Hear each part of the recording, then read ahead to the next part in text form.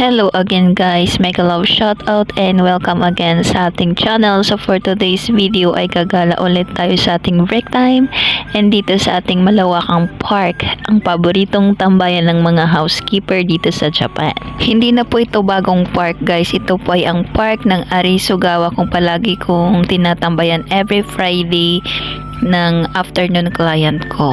Kung naalala nyo po guys, ito po talaga yung pinaka-famous na dahon dito sa Japan guys kapag autumn. Ang ganda niya tingnan, as in talaga guys. Dito pala hindi sabay-sabay yung pagkulay ng mga dahon. So may iba, nagsisimula pa lang silang kumulay at meron din iba, ayan, ang ganda na ng kulay niya talaga at may iba din na malapit na po siyang full in love sa'yo, char.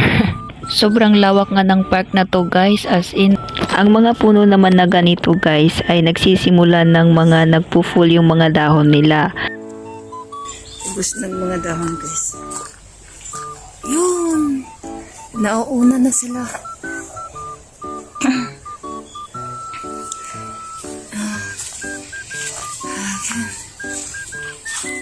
So yun na guys, nag-autumn fall na talaga guys ang iba. So no, wala na mga dahon, ubos na. Pero ang ganito, ayan, sila na lang ang naiwan. Pero ang ganda na ng mga kulay nila, oh. Wow. Diba? Tapos may iba hindi pa ng nag-change kulay. Ganda. Boom boom. So, napakalaking park nito guys. Ngayon ko lang ulit sila nabalikan na magalas. At ako talaga ay natuwa dito guys. Sobrang ganda talaga ng mga dahon na to guys. Diba? Parang nasa movie lang. Sa kabilang bahagi naman ng park na to guys ay napu-full na yung mga dahon dahil sa lakas ng hangin. So ito na po ang nangyayari. So ito talaga ay autumn fall na po. Pag ganitong mga dahon guys, mabilis lang siyang malagas. So ayan, tingnan nyo yung park puno-puno ng mga dahon guys.